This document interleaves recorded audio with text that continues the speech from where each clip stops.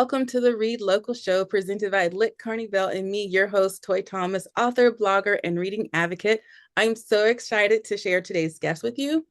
TL Pass is holding on so people can see the good and the bad. Let's meet TL Pass. Hi, how are you Hey, doing? how's it going?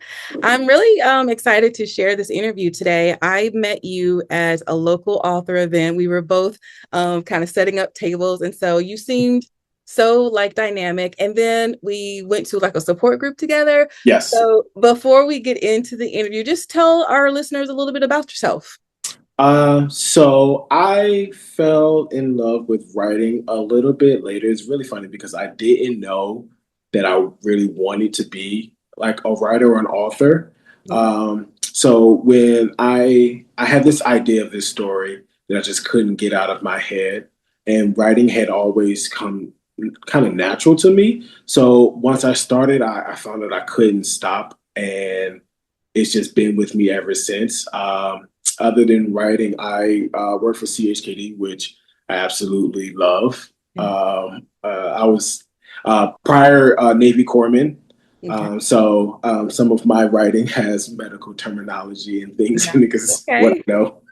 Um, but other than that, I am your natural introvert. So I spend a lot of time thinking and living in my imagination. And, sometimes it just makes it to the page. Nice. I like that. The first segment of the show is called On the Bookshelf, and this is where I get to know a little bit about you as a reader. So Mhm. I have this mentality that everyone can be a reader, but not everyone is the same type of reader. Some people read 100 books a year, some people read 5 good books in their entire life. So how would you describe yourself as a reader? Are you prolific? Are you opportunistic? Are you casual? Are you reluctant? Are you somewhere in between all of that? I am honestly, I'm really specific. I spend because my life is like so crazy between writing in the morning and working. I don't get a lot of time to actually sit down and read, or at least focus enough where I can like dive into a book. So I do a lot of books on Audible, Oh yeah. which I absolutely love. But I'm kind of specific when it comes to the artists, authors that I read, mainly because I just love stories. So if I can connect with a good story, like you got me locked in. Nice. My favorite author as of late has been Alex Michaelides. Okay. He is the author of like The Silent Patient. Okay, I've heard that. So what I really tried to do, because I was very new to becoming an author and knew absolutely nothing, I tried to read a lot of books. First, I read a lot of books that were like pretty successful. They got adapted to movies, but Yeah, then tried to find authors that were kind of similar to my tone and my voice to yeah. kind of emulate how they depicted, the ideas that came flooding out of their brains, and how they were able to transcribe those so readers could see what was inside their head. And Alex Michaelides has been like a really, really good author for me to follow. I actually have been going through the Harry Potter live cast series. Yeah. It's been kind of amazing and a little bit nostalgic. So, yeah, that's what I've been kind of diving into so far. That's good. I like that. I think a lot of people take for granted that if you're a writer, everything just comes like so naturally. But a lot of writers start out, learning how to do the writer thing by reading other writers. Like Yes, you definitely find so. someone that you resonate with. It's not necessarily that you want to emulate their style, but you want to be just as good. So you, Yeah, yeah. It is. So because I want to perfect my own voice, Mhm. and seeing how authors, especially when you read several works by the authors Oh and you yeah. kind of see the similarities, it has been very educational and beneficial to me because I can tell the specific nuances that they have Yeah. in Yeah. the way that they describe things or the exposition that they give, and it's been a blessing to me. What I also do because I read the one of the first books I read when I started my writing journey was Stephen King's On Writing. That's a good one. Yeah. Yes, and it was a nugget that I read that I have never forgotten, and it has shaped how I view myself as a writer or the information that I intake. He said that a story basically comes in many forms. So whether you're reading, listening to an audiobook, watching TV, or looking at a movie, it's all a story, and Yeah. it's how you view the storyteller and how they depict that story, and that has completely changed everything how I view, like, especially when I'm watching TV. I'm looking at the plot, like the dialogue. Like, are Yeah. you just going for the low hanging fruit, or are you putting something that's like, oh, you know what, that was a very very good response, even though it was only 3 words, Yeah. absolutely amazing. Yeah. So it's really really changed me. I love that. And you make a really good point that so many people underestimate that storytelling isn't just words written on a page. I Hmm. mean, for one, I advocate a lot for people to try video games just because they have some amazing storytelling done with Yes. video games. I mean, if you are a lover of stories, you got to try them in all different kind of media. Yes, Yeah. definitely. So, yeah, I agree 100%. All right. So my next question is so this one is meant to be a little I guess you would call it like tongue in cheek, but is there a book that you've never read but you really want to? You just have for whatever reason just never got around to reading it, or maybe you've tried to and things have gotten in the way, something you haven't read but you want to. Hmm. I'm thinking as I'm looking at my bookshelf right now. No, no. I don't know. I think a lot. Probably maybe the Lord of the Rings series. Mm-hmm. Mainly because my dad absolutely loved Lord of the Rings. So trying to get in to that is I've been a little bit intimidated by It's a lot. the weight of the book, Yeah. and also it's a lot of like, for instance, I read a lot of the like the Game of Thrones series, the original one, like the Song of Ice and Fire. And because it's so much detail that has to take place, I get lost in it, and then my ADD takes over. Mm-hmm. And I'm reading the same descriptive sentence of a character 3 or 4 times, and I'm like, oh my gosh, I'm never going to get through this. But I would like to, because it's such a classic Mm-hmm. story. I would love to like actually take my time, maybe go on a vacation and just try to get through it. Yeah, I can respect that. Speaking of Song of Fire and Ice, I did read the first book in that one, and that was the only book I read. I'm sorry. It's a great story. Obviously, millions of people love it, but Yes, I was just like, this book is thick, yes, and it was just, it is. it's a lot. So I totally get that. Yes, and while I appreciate George R. R. Martin for how he's able to come up with all of the nuances that's in that story, it's a lot. Yeah. And Yeah. it's like, I understand it's that thick for a reason because there's a lot of detail in it, but Mhm. also it's a lot of detail. Yeah. Yeah. Yeah. Yeah. I feel you. Well, thank you for letting us get to know you a little bit as a Yeah. reader. And now we're going to shift gears to what I call the open book, and we're going to learn a little bit more about you as a writer. Okay. So you already mentioned a little bit about how you never really thought about like pursuing writing. It was kind of something you always did, but at some point you got to this, you had like the story that you felt like you just had to tell. Yes. So I guess the question that I want to ask is, can you remember that moment? Like what was happening when it clicked for you that writing was going to be part of who you are as a person? It was kind of okay. So I have to take you back to the Okay. original story that led me here. So I was actually, and it's very similar because it's very similar to what happens in my book.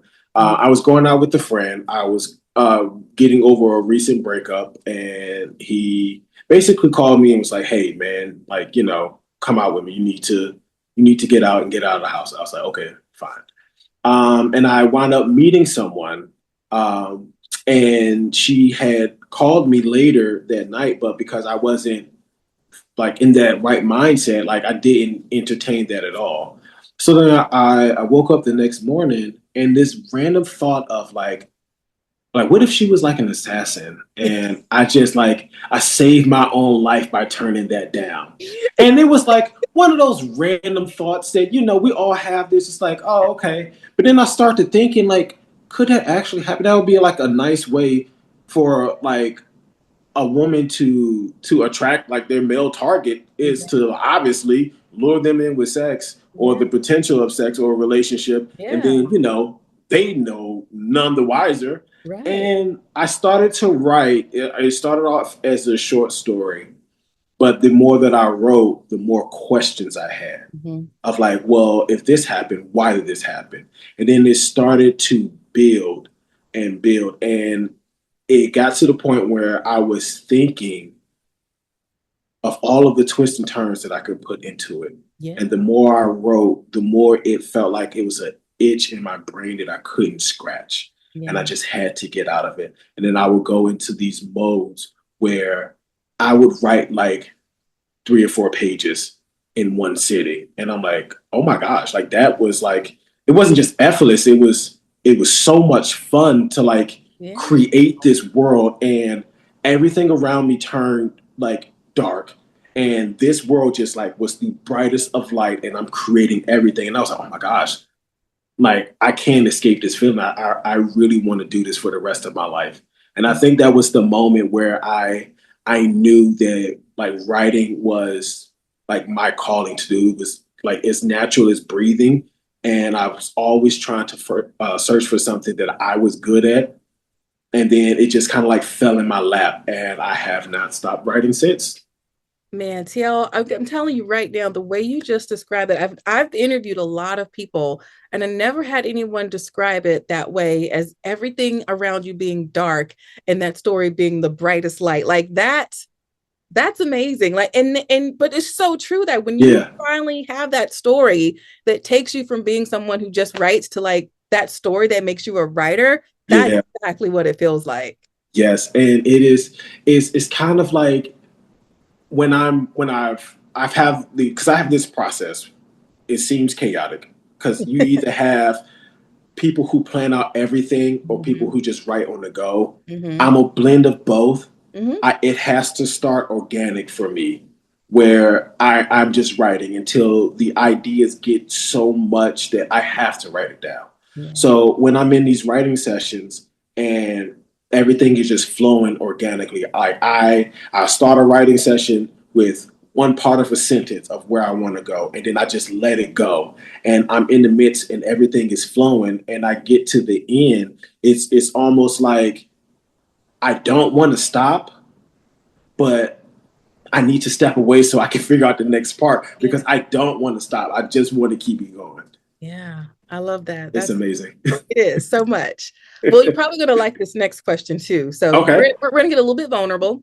Okay. So I know for me, everything that you've described so far, being a writer and that writer experience, I can totally relate. Hmm. But I also know that there are a couple of aspects of writing that are a bit of a challenge. It is so difficult for me to write a synopsis. Like I can talk about what my story is all day and night, but if I have to write it down, I struggle with that. I also struggle when it comes time for me to self edit my work. First Yeah. drafts, 100. Editing, oh no. So, my question to you is what do you find to be the most challenging about writing?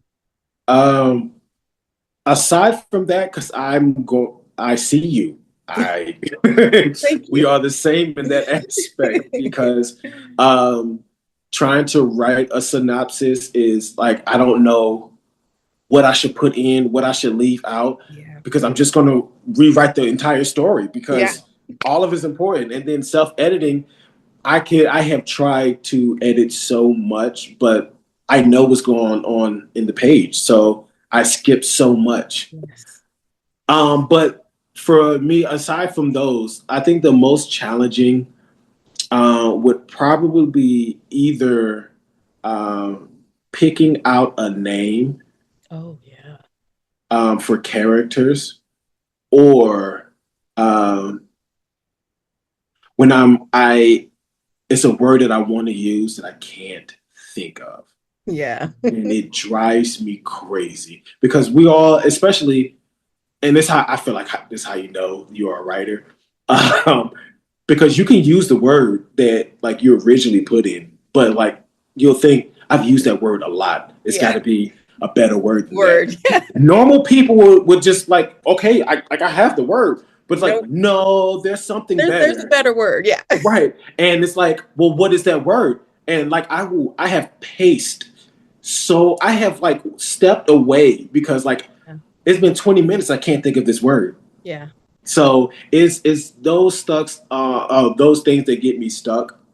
Obviously, other than writer's block, everyone Yeah. We hates all, writer's block. you know. But you know, the best thing you can do is literally put it away until it finds you again. Thank you for saying that. Yes. Yes. I trust me, that is something that I have learned.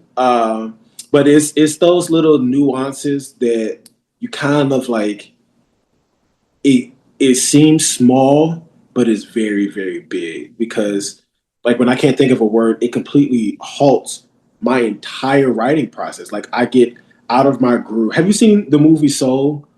Yeah. So that part where you're in the groove True. and Yeah. you're just like, then you get stuck on that word or like an idea like completely shifts how you're writing. You just like, it takes you out of the groove. Yeah. Yeah, Yeah. it gets hard. I've done a couple of sessions with a writer that I'm working with, Hmm. and we'll going through developmental edits, and it'll be a word, and I'll say, I don't like that word. And the author's like, okay, let's pull up the thesaurus. So she's going through like every single word in the thesaurus. And I'm like, okay, no, not that one, not that one. Oh, maybe that one. And it's just like this back and forth of us trying Yeah. to find that word. Can I give you one of my favorite apps? Absolutely. Power Thesaurus. Power thesaurus. Let me write this down. I love this app because it will like you type in a word obviously and it'll give you the synonyms, but then it'll give you like the strength of synonyms of like, and it's like a list does not describe Okay. all of the words that it gives you, but it has been the best tool that I have used, and I have got myself out of that funk a lot from using that app.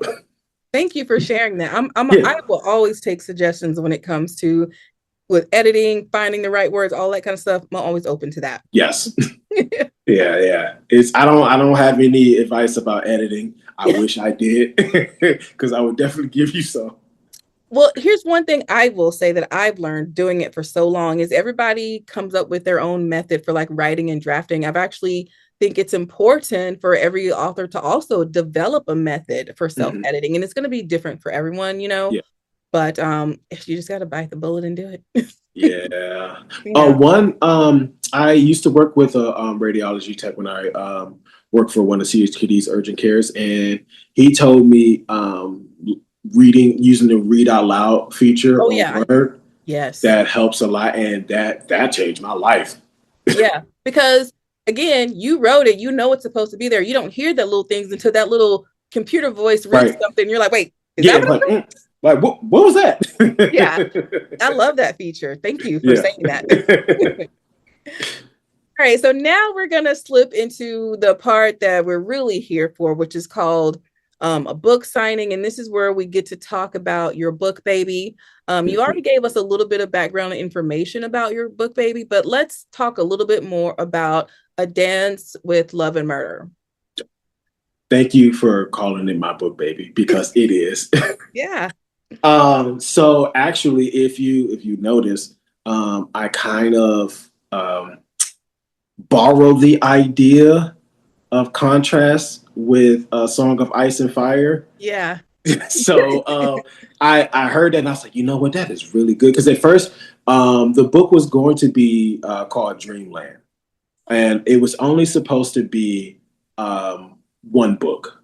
Okay. But then I met with this writing professor, and I was, just asking her for insight, and she was like, "Well, are you sure you want to leave it off at one book, and then it started to become a series. Yeah. So the series, the idea behind the series is a guy kind of like falls like into his own traps, messing up, doing things that he is trying to keep secret, and someone is hunting after him to make him pay for it. Okay. So on the surface level, it's pretty cut and dry. But obviously in the series, he doesn't die. Spoiler alert. uh, but then he meets someone, and in the second book, and that's where the kind of the love aspect of the series kind of takes place. Okay. And then don't worry, this is not a spoiler. But he kind of like he falls in love with this woman, and it turns out that this woman was the woman that tried to murder him. Oh, So okay. that was the, I guess, because I feel like there's one question or statement behind every single story. And my question was, in inspiration of writing this, is under the right circumstances, could you love someone that once tried to murder you?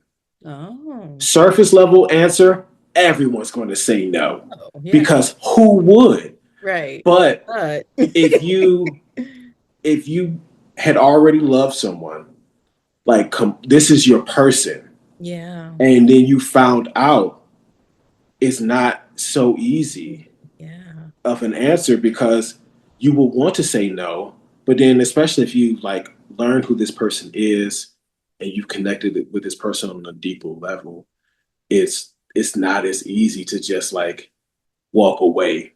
Yeah. So this is really the story of trying to figure out that question of how love can survive even the deepest and darkest pain. Yeah. Because what I really want to do as a writer, I I want to hold a mirror up to society so people can see themselves, Yeah. um, but see themselves and know that it's a better version of themselves waiting for them. Yeah. The things that we go through, although they are tough, sometimes you have people in your corner who feed you all of this positive and reinforce good values to you, but you aren't really able to see it because you don't really see yourself in other people, or you don't think they really see you. So it would the goal is to, like, with my stories, have a purpose of, although it's entertaining, I want them to be a page turner, but I also want to like help people, shed some light and lift people up. Because although it sounds like it's a thriller, obviously, but it has a lot of good life lessons and good values at its core in it. I like that.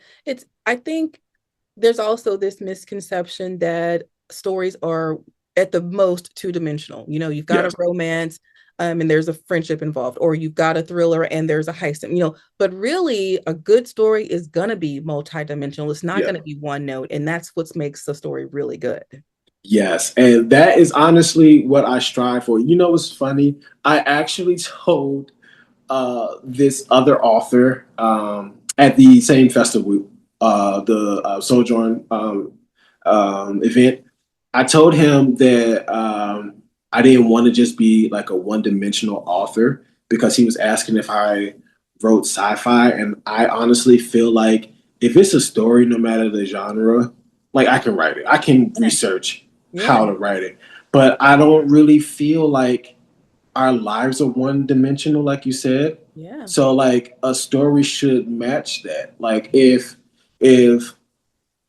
I'm working with a publisher and they just see me as a person that writes thriller, like that's a niche. Like at a certain point, my audience is going to know, like, there's only a limited amount of ways you could tell like a thriller or a romance. It's Yeah. at its core, it's all going to equal the same path.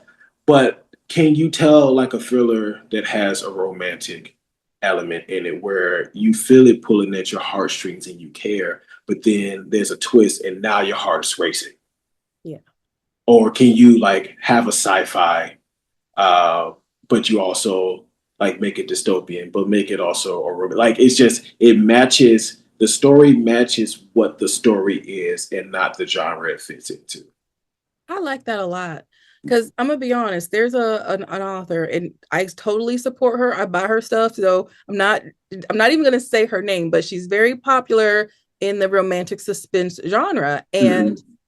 all of her books are pretty much the same. Yes. I read her books when I want to just read something without thinking too hard about it. And again, this is not me putting her down in any way. She's making Mm-hmm. her money. But I, if she were to put out something that was other than romantic suspense, I'm like, can she actually write that? Because I've never seen her do anything other than what she does, you Yeah. know? So I think that's a good point. Yeah, and which I'm kind of because I love being self-published because I have that freedom, but I don't want people to think that because like I'm 100% sure that she can. If she is a talented writer, you can write about anything. But Yeah, I that agree. I'm they, just saying, like, it's yeah, just because it's just like you get so used to doing like that. That I feel like that would be a stretch for her to do. mm-mm, But again, she's making her money, so I'm not judging her. yeah, But she's got this reputation now where this is what she puts out. You know. right, and that's what people see her for. Yeah. So yeah, I don't want to be that one dimensional. Yeah. Yeah. All right. So I have really enjoyed getting to know you as a reader, a writer, and getting to talk about your story, getting to know a little bit about what inspired you, your motives behind writing it. But now we're going Mhm. to have some fun. Okay. And this segment is called Don't Judge a Book by Its Cover. And none of these questions make any sense. So let's get into it. Okay, I'm excited.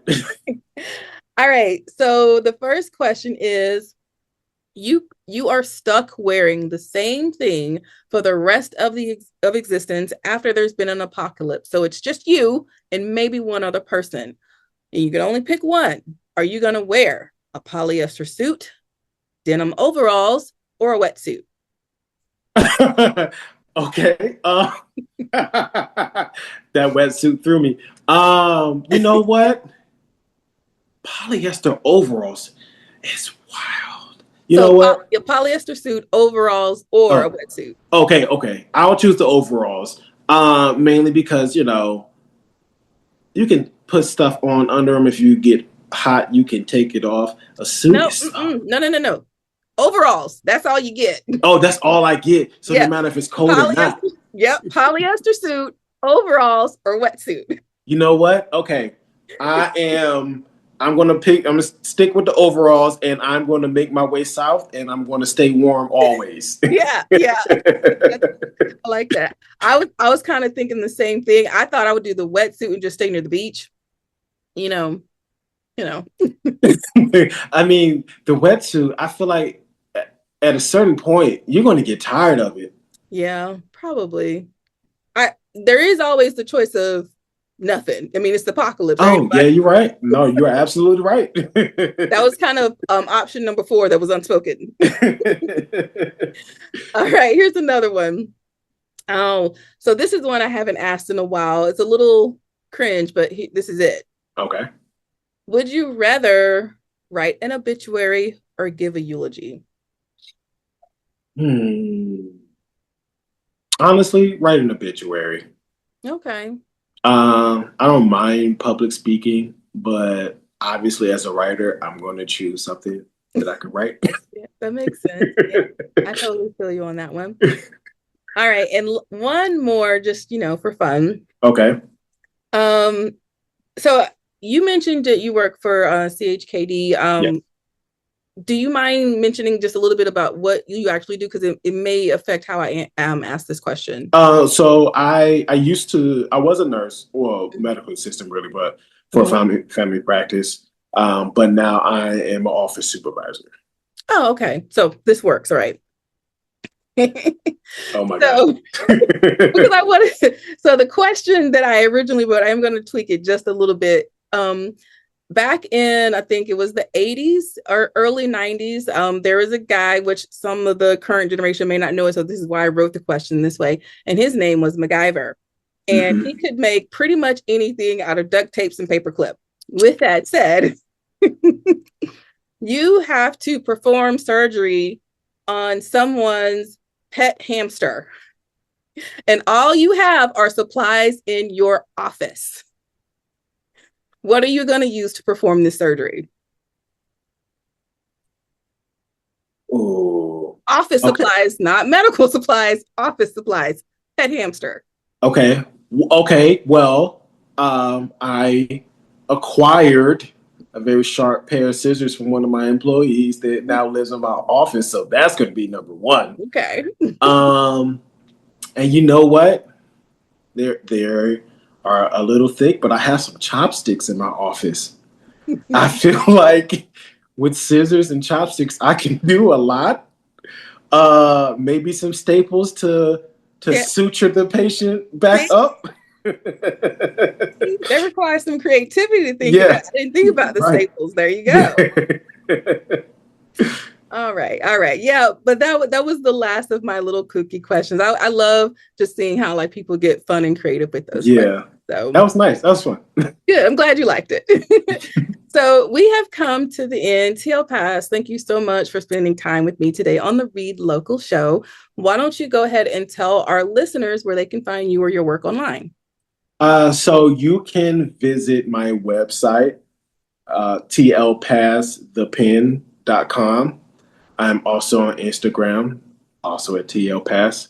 I'm on Facebook as Terry Pass, and I'm sorry, TikTok as TL Pass the Pen. Pass the Pen. I'm so sorry. But my website is probably optimal. There you can also find Amazon links for my book. I do want to say I am working diligently to publish my second book. I'm Nice. hoping that it should be out. So by the time you see this, my second book should be out. We're going to knock on wood for Oh, that. Yeah, so please, keep up to date with all the stuff. I will be doing a lot of events. So yeah, follow me. awesome. Thank you so much. Thank And you. as an additional thank you to the paid subscribers of Lit Carnivale, TL Pass has a sample that he's going to be sharing just for you. If you would like to become a paid subscriber of Lit Carnivale, please visit litcarnivale.substack.com to learn more. Until next time, stay safe, be blessed, and have fun reading. Thank you so much. Read Local Show Season 3, Episode 4, starring Toy Thomas, featuring TL Pass. Produced by Toy Thomas in association with the Toy Box of Words and Lit Carnivale. Directed by Toynette Toy Thomas. Read Local Show logo, designed and trademarked by Lit Carnivale and Toy Thomas. Intro sequence designed by Toy Thomas with use of royalty-free images sourced from Pexels.com, as well as a featured guest image. Intro music, Sunset Dream by Chill, royalty-free. Images provided by TL Pass. Toy Thomas, Lit Carnivale, nor the Toy Box of Words claims any rights to images or video content provided. Footage design advertisement provided by Toy Thomas. This episode contains copyrighted material, affiliate links and references, and trademarked images and merchandise. Please visit our website to learn more at https://litcarivale.com. Be sure to subscribe, like, comment, and share. Thanks to the Lit Carnivale Read Local Show community at Substack, YouTube, and wherever you can hear this podcast. Have fun reading.